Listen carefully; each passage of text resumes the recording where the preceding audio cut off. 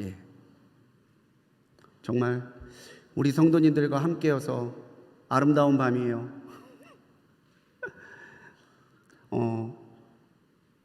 월 말이 되면 목사님들하고 설교 순서를 정합니다.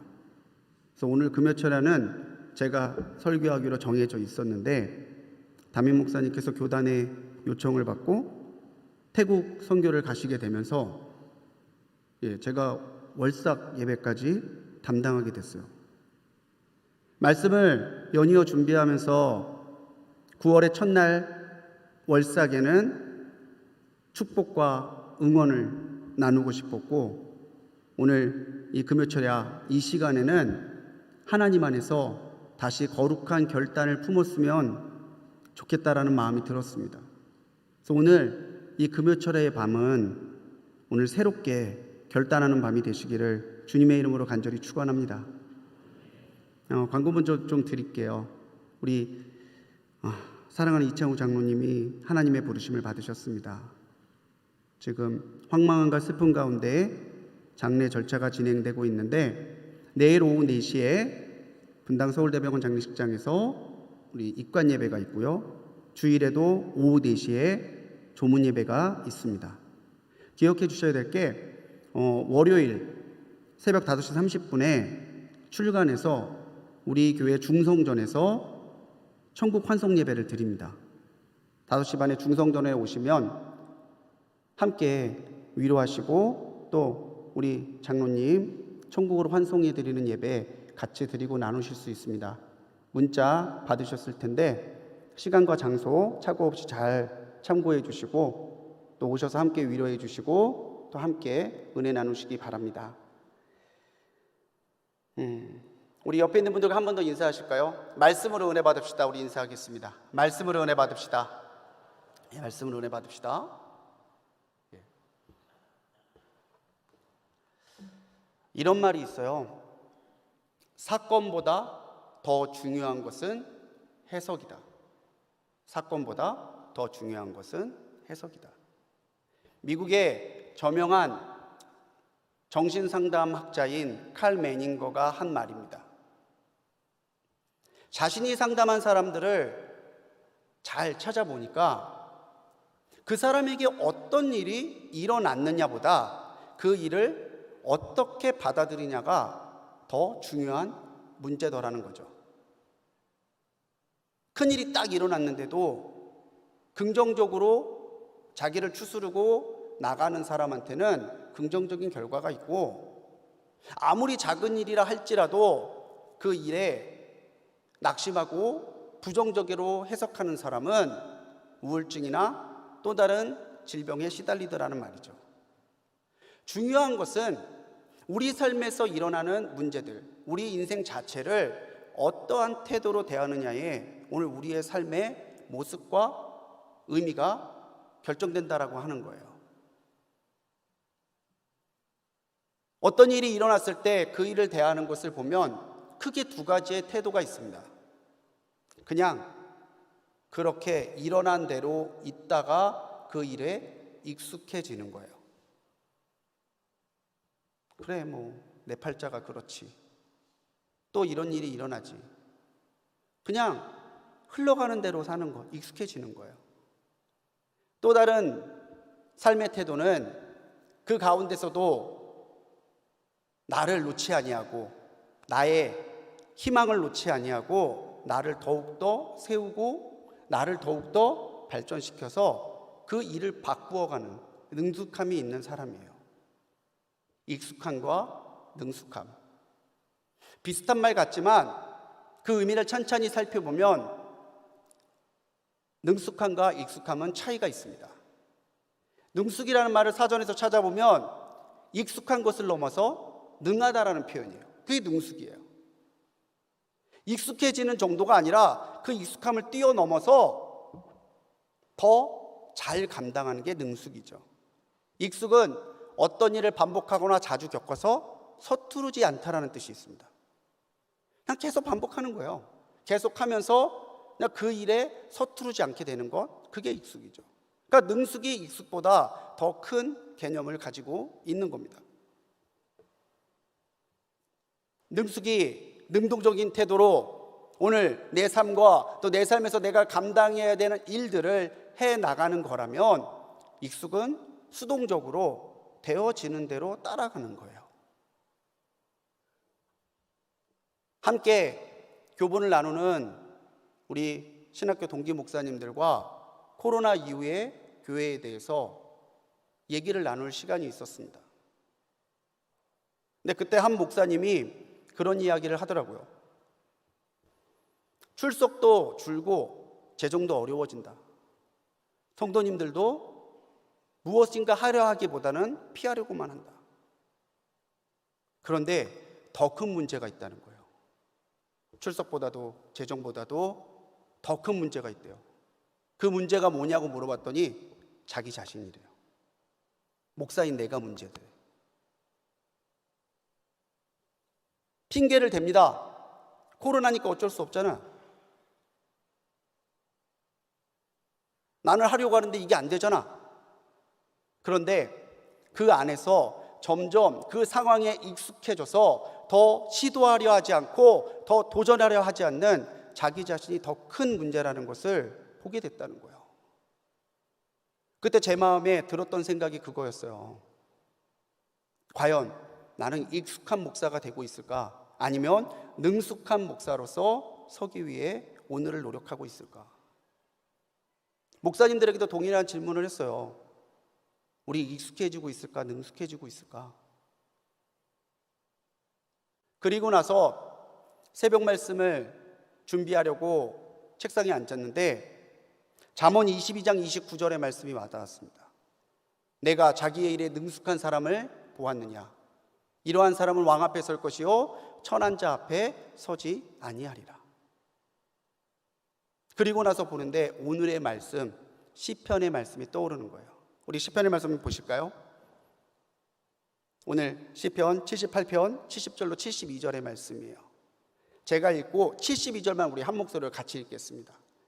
또 그의 종 다윗을 택하시되 양의 우리에서 취하시며 전 양을 지키는 중에서 그들을 이끌어내사 그의 백성인 야곱 그의 소유인 이스라엘을 기르게 하셨더니, 같이 읽습니다. 이에 그가 그들을 자기 마음의 완전함으로 기르고 그의 손의 능숙함으로 그들을 지도하였도다. 아멘. 마음이 그렇게 가서 그럴까요?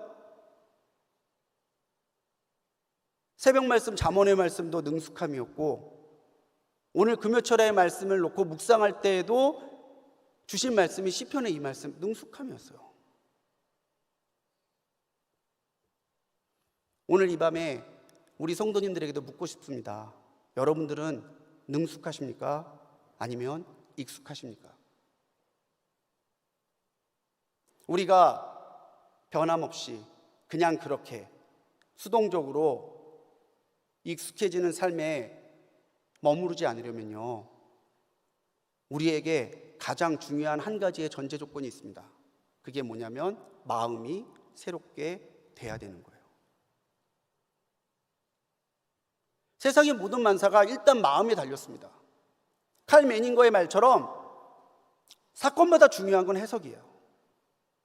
오늘 우리에게 어떠한 일이 일어나느냐보다 더 중요한 것은 우리에게 일어나는 그 일 가운데 우리가 하나님 앞에서 어떠한 태도를 가지고 살고 있느냐가 더 중요한 말이라는 거죠. 이 익숙과 능숙을 보니까 그렇더라고요. 익숙은 기술과 연결이 돼요. 어떤 기술, 만드는 거든 어떤 기술과 연결돼서 그것을 자꾸 반복해서 익숙해질 때 성경은 익숙이라는 단어를 쓰더라고요. 능숙을 찾아봤어요.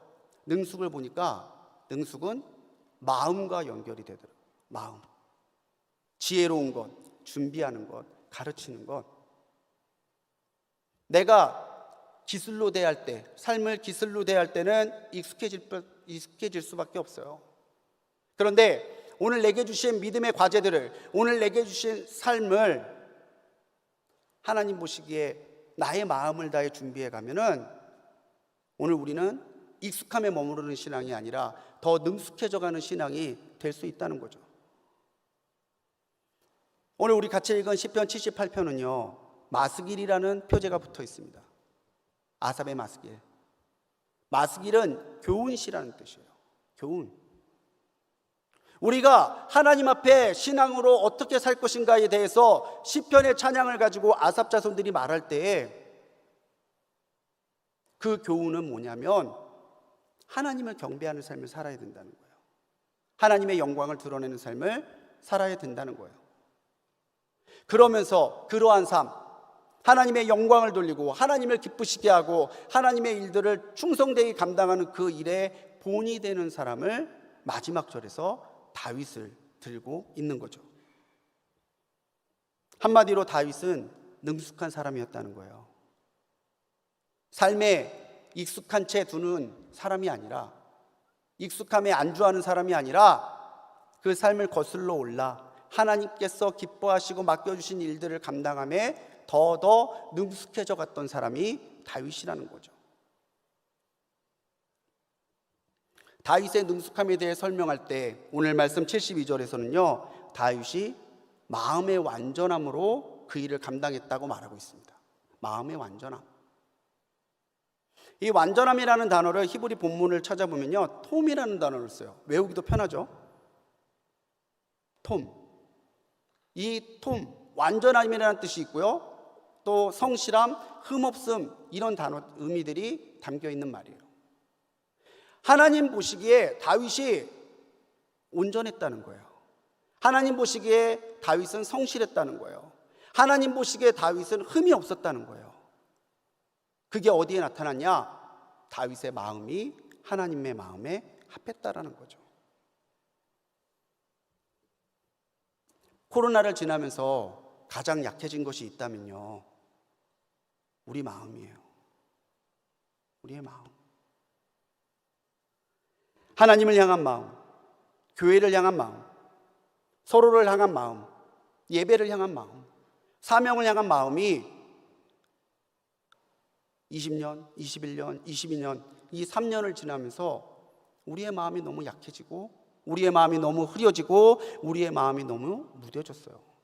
그리고 더 큰 문제는 그런 마음에 우리가 익숙해져 버렸어요.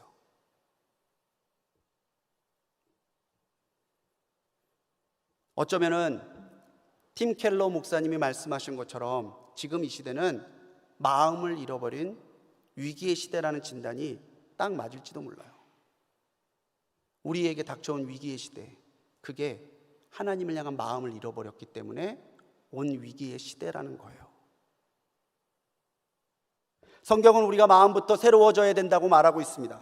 로마서 12장 2절의 말씀입니다. 우리 같이 읽어보겠습니다. 시작. 너희는 이 세대를 본받지 말고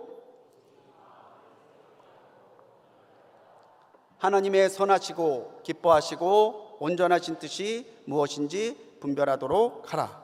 저는 늘 이 말씀을 대하면 거꾸로 읽어요.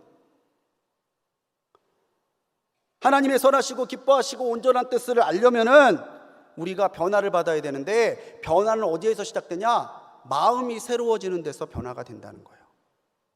왜 우리에게 하나님의 은혜가 더 나타나지 않습니까? 왜 내 삶이 어제와 똑같이 동일하고 답답하고 지루하게 이어지고 있습니까? 내 마음이 익숙해진 거예요. 내 마음이 굳어져 버린 거예요.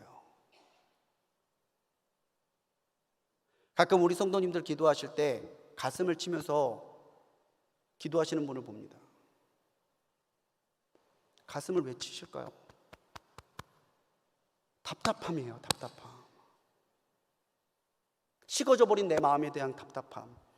하나님의 임재가 느껴지지 않는 내 마음의 답답함.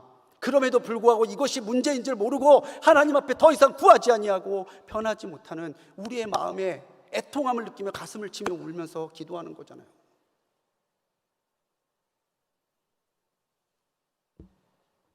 사도 바울은 깨어있는 신앙은요, 하나님의 뜻을 분별하는 신앙은요, 마음이 변하는, 마음이 새롭게 되는 신앙이라는 것을 우리에게 말하고 있습니다. 사람은 본래로 편안한 것을 선호해요.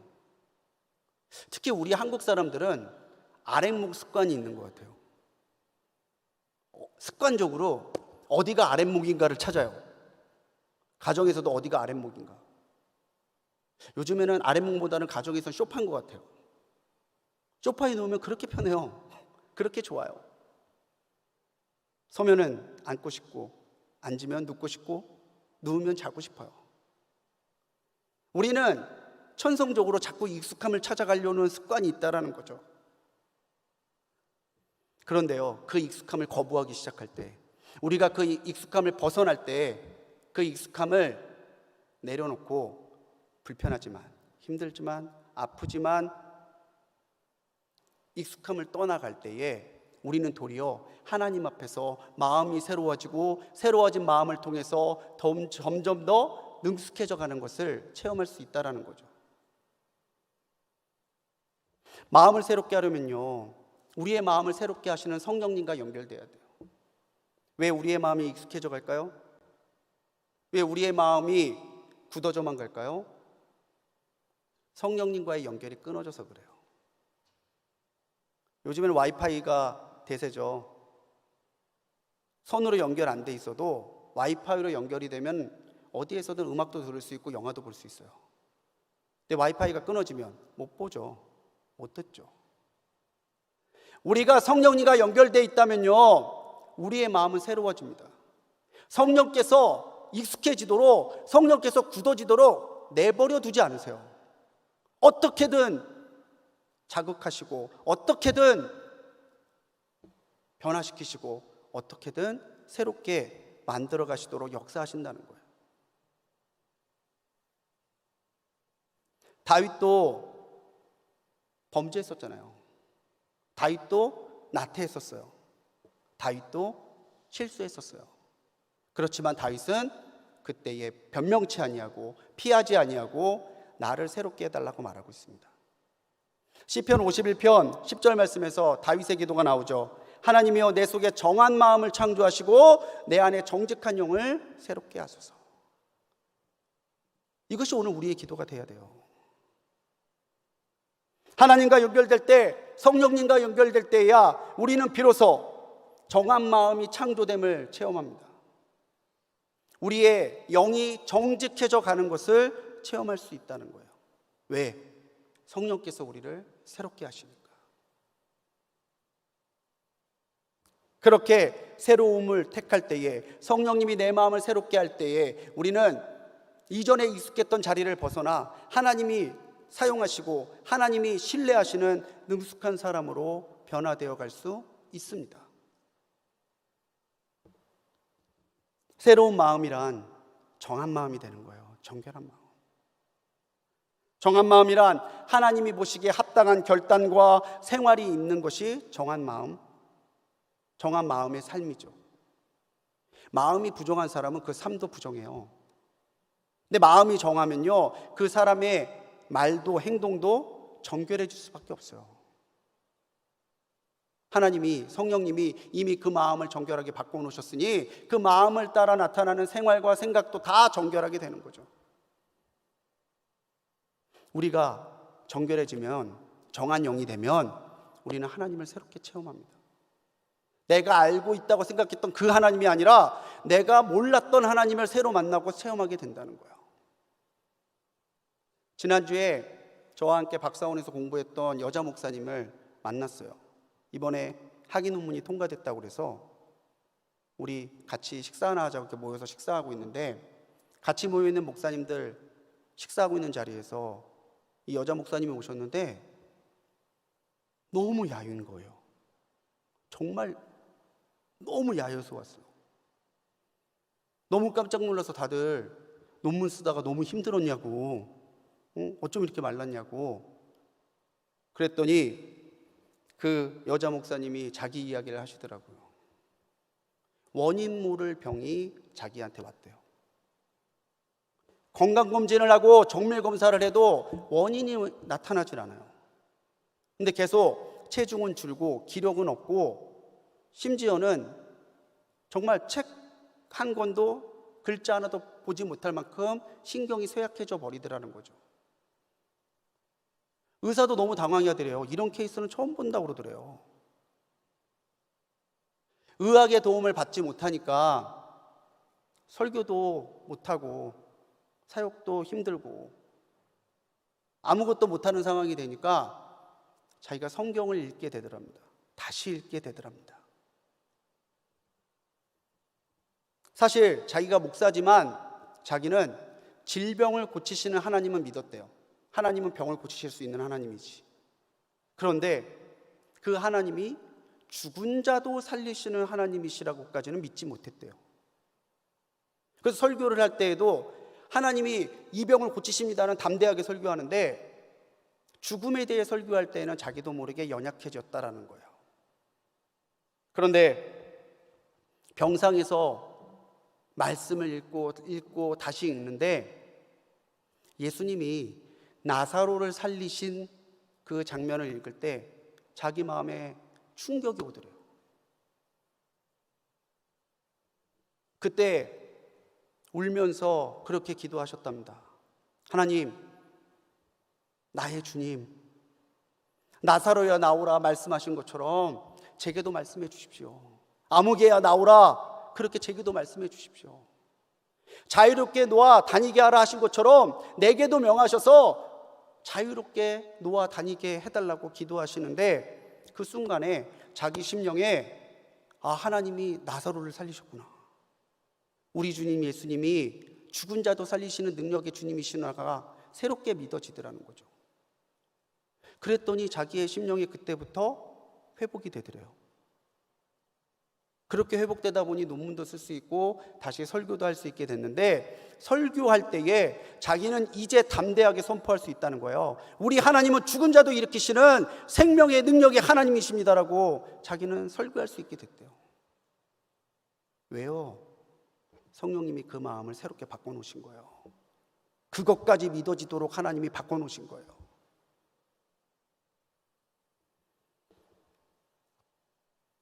사랑하는 성도님들, 정한 마음이 되십시오. 성령님의 연결 속에서 새롭게 하나님을 체험하십시오. 그러면요, 우리 안에 정직한 영이 생겨요. 정직한 영. 새로워지는 것은 정직한 영이 되는 거예요. 정직한 영이 무엇입니까? 하나님 앞에서 우리의 삶에 변화가 일어나는 거예요. 순간의 이익을 위해서, 순간의 고난을 면하기 위해서 우리가 편법에 타협하는 게 아니라 타협과 편법에 익숙해져 버린 내 마음을 돌이켜서 하나님 보시기에 흠없고 온전한 정직함을 보여드리는 거예요. 하나님이 나를 볼 때 거짓을 찾지 못하고, 하나님이 나를 볼 때에 게으름을 찾지 못하고, 하나님이 나를 볼 때에 불완전함을 찾는 것이 아니라, 우리의 능력으로는 할 수 없지만 우리를 그렇게 변화시켜가는 성령님과 연결될 때에 우리는 새롭게 마음이 변화되고 새롭게 하나님을 체험하고 정직한 영으로 우리의 삶이 변화되는 것을 하나님 앞에 체험하게 되는 거예요. 사랑하는 성도님들, 우리에게 이 새로움이 필요합니다. 성령님과 다시 연결되어 정한 마음과 정직한 영으로 새로워지시기를 간절히 축원합니다. 이 마음 그대로 굳은 대로 두지 마시고 다시 성령님과 연결되고 성령님을 깊이 체험함으로 우리 안에 정직한 영, 우리 안에 정한 영이, 정한 마음이 창조돼서 다시 새로움을 향해 나가시는 성도님들 되시기 바랍니다. 우리가 하나님 앞에 정직해지려면요, 또 능숙해지려면요, 우리에게 훈련이 필요해요. 이거는 정말 누가 대신해 줄 수 있는 게 아니에요. 제가 우리 성도님들한테 도움이 되는 일이라면 다 하고 싶은데 정말 목사가 도와줄 수 없는 일은 하나님 앞에 받는 훈련과 연단은 대신해 줄 수 있지 않더라고요. 오늘 말씀을 보면 다윗을 양의 우리에서 택하셨다고 그래요. 양의 우리에서. 한낱 아버지의 집에서 양을 먹이던 목동이었던 그 다윗을 하나님이 택하셨대요. 그리고 아버지의 양떼가 아니라 하나님 이스라엘의 양떼를 먹이시도록 부르셨다는 거예요.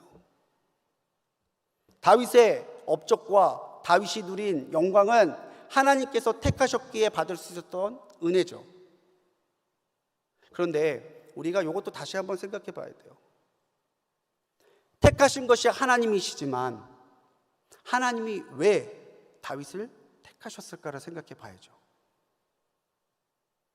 한낱 목동, 그런데 이스라엘의 목동이 다윗 하나밖에 없었겠어요? 근데 왜 하나님은 그 수많은 목동 가운데서 다윗을 주목하시고 택하셨을까?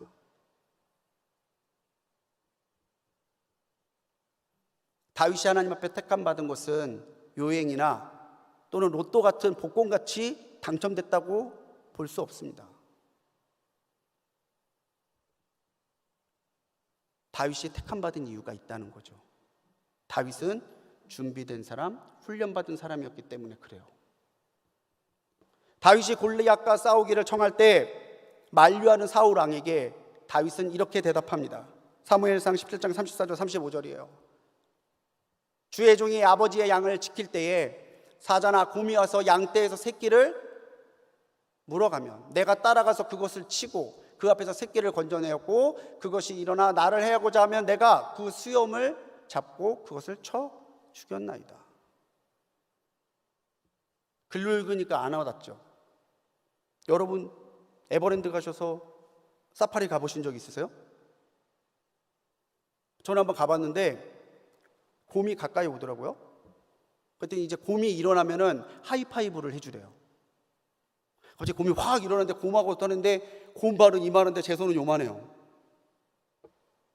그런 곰이 안전히 보관된 사파리가 아니라 광야에서 딱 둘이 맞아 떨어졌다면은, 근데 그 곰이 아버지의 양을 물어가고 있다면은 여러분들 어떻게 하시겠어요? 아이고 이놈아 안 돼 누가 그러고 같이 맞서시겠어요? 아니면은 나은 삶이라도 살기 위해 피하시겠어요?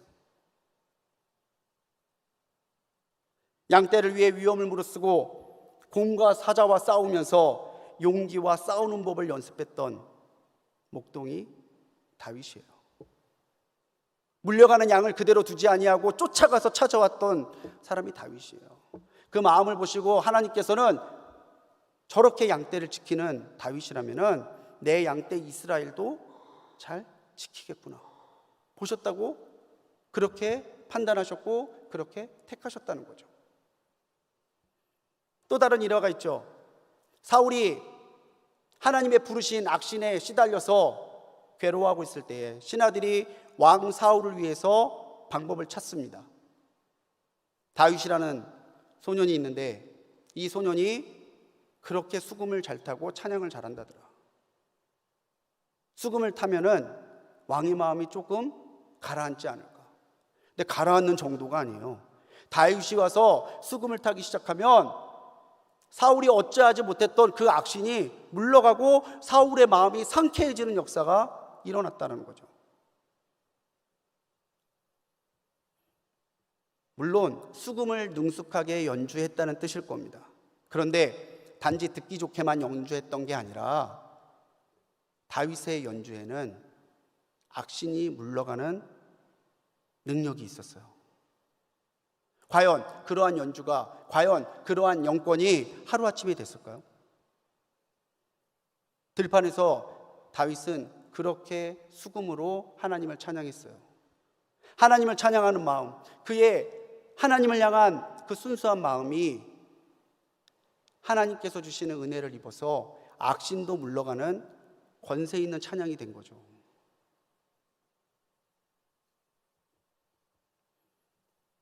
오늘 말씀은 하나님을 향한 마음, 하나님이 함께 하심으로 나타나는 그러한 권세와 능력을 가지고 다윗은 그 손이 능숙해져서 이스라엘을 지도했다라고 노래하고 있습니다. 그 손이 능숙해져서. 여러분, 영적 훈련이 뭘까요? 영적 훈련이란 하나님을 기쁘시게 하는 방법을 찾고 연습하는 거예요. 어떻게 하나님이 더 기뻐하실까? 어떻게 하면 하나님이 더 영광 받으실까? 그 방법을 찾고 그 방법을 찾았다면 내가 그 방법을 잘할 수 있도록 노력하는 거예요. 능숙해질 때까지. 내가 기쁜 게 아니라 하나님을 기쁘시게 하는 거예요. 내가 좋으면 얼마든지 하죠. 근데 내가 좋은 게 아니라 하나님을 기쁘시게 하는 거다 보니까 힘들어요. 부담이 돼요. 때로는 그렇게 훈련 받으면서도 내가 이걸 왜 해야 되지? 그런 생각이 들 때도 있어요. 그런데 훈련하는 마음에 가장 중요한 마음이 있습니다. 뭐냐면 하나님을 사랑하는 마음이에요. 생각으로 하면 못하지만 사랑으로 하면 못할 게 없어요. 내가 정말 하나님을 사랑하는 마음이 있다면요, 하나님을 기쁘시게 하고 싶고 하나님을 기쁘시게 하고자 하는 마음이 있다면은 오늘 내 삶에서 나는 허투루 사는 게 아니라 더 능숙해지기 위해서 훈련하고 연습한다라는 거죠. 날이 너무 더웠을 때 날이 너무 더우니까 가족들하고 막국수 먹으러 가야겠다. 그래서 막국수를 먹으러 갔어요. 주문하고 앉아 있는데 옆 테이블에 한 부부가 유모차에 아기를 태우고 오는데 엄마 얼굴이 너무 앳된 거예요. 너무 아기 같아요. 한 20대 중반이나 후반쯤 됐을까? 앉아놓고 수육하고 막국수를 시켰어요. 나왔죠. 옆 테이블이니까 보고 싶지 않아도 보이더라고요. 근데 막국수를 받아놓고 났더니 그 앳돼 보이는 애기 엄마가 들기름을 막 넣는 거예요. 이렇게 보면서도 저거 너무 많이 넣는 거 아닌가? 그 생각하고 있는데 아니다 다를까 한 젓갈 딱 먹더니 느끼해. 남편한테 자기가 들기름 넣어놓고 느끼해 그러는 거예요. 그랬더니 이 남자가 얼른 아내의 그릇을 가져오고 자기의 그릇을 놔요. 이게 한두 번 해본 솜씨가 아니더라고요. 느끼해 하자마자 팍 이러면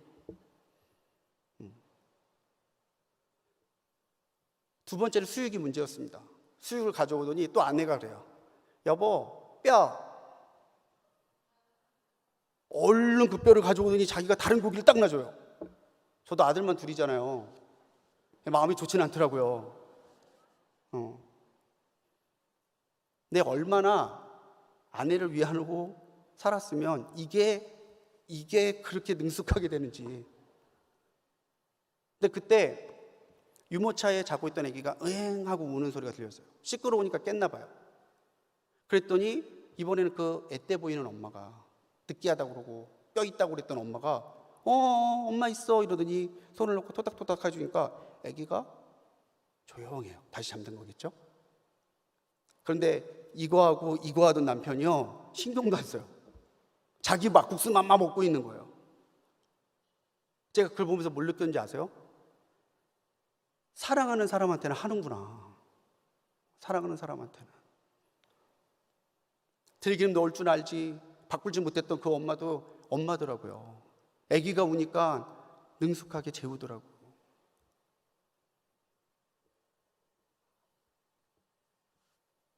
오늘 우리가 하나님을 기쁘시게 하고자 하는 마음이 있다면요, 우리는 익숙함에 머무르는 사람이 아니라 어떠한 훈련을 받고서라도 더 능숙해지려고 노력하는 사람들이 될 거예요.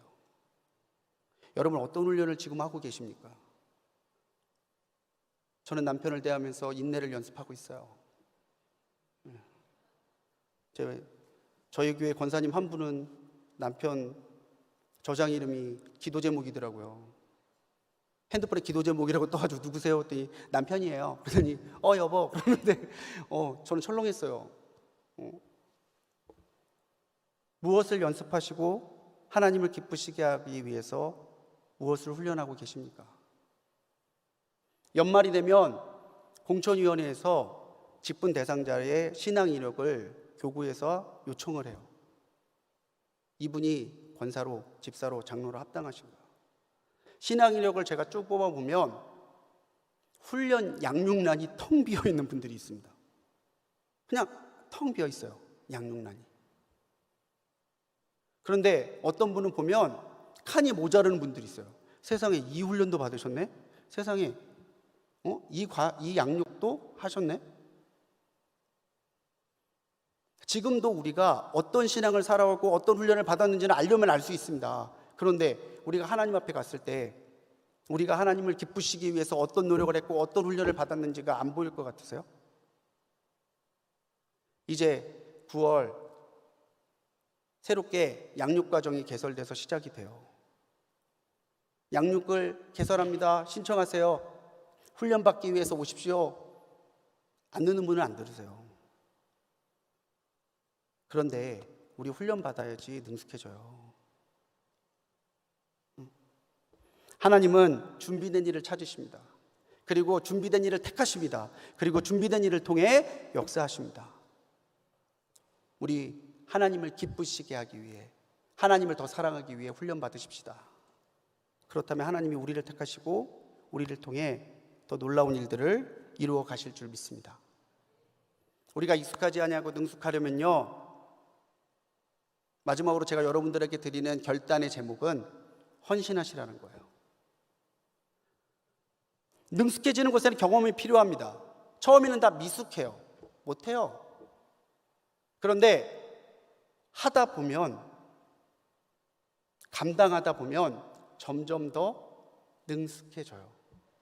지금 못한다고 해서 위축되거나 지금 못한다고 해서 핑계대지 마십시오. 하면은 늘어요.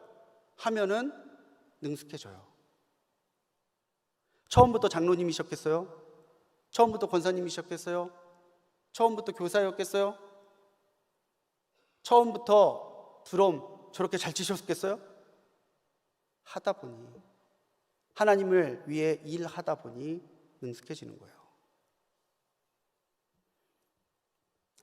오늘 우리가 시도하는 마음이 있다 해도, 우리가 훈련받았다고 해도 그 마음대로, 그 훈련대로 우리가 헌신하지 않으면 아무런 의미가 없습니다. 우리는 능숙해지지 못하고 익숙해진 삶을 살아갈 뿐이라는 거죠. 성경 속의 인물들에게 공통점이 있다면 그 사람들은 일했던 사람이에요. 하나님이 사랑하셨던 사람, 하나님이 들어 사용하셨던 사람, 하나님이 사랑한다고 말씀하셨던 사람, 하나님이 은혜와 기적의 주인공이 되게 하셨던 사람은요, 하나님의 일을 감당했던 헌신자였다는 사실을 우리가 기억해야 된다는 것이죠.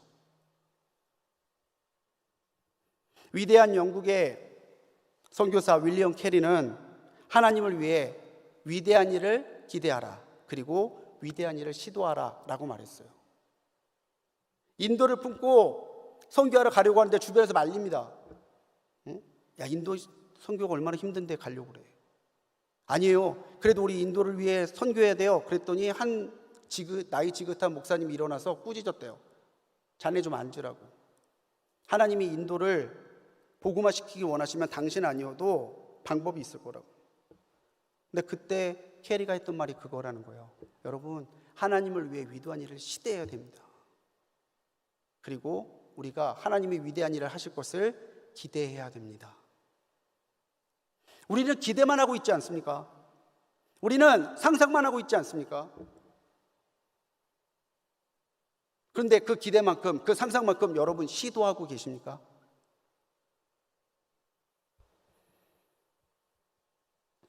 다윗은 택하신 하나님의 은혜, 또 새로워진 마음과 영을 가지고 광야에서 받은 연단과 훈련을 가지고 이스라엘을 기르는 일에, 이스라엘을 지도하는 일에 헌신했어요. 일했다는 거죠. 우리가 알아야 될 것이 있습니다.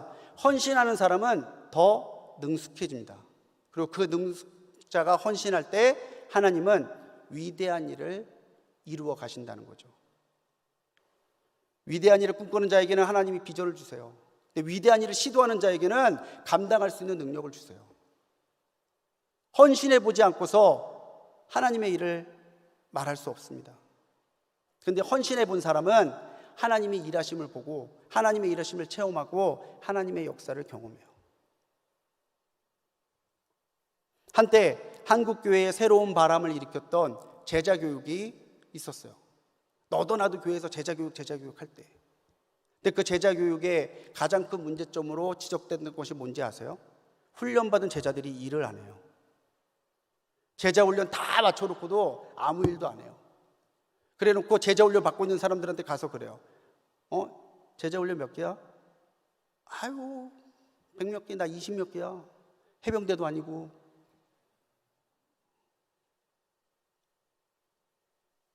자기가 훈련받았다는 거 자랑만 해요.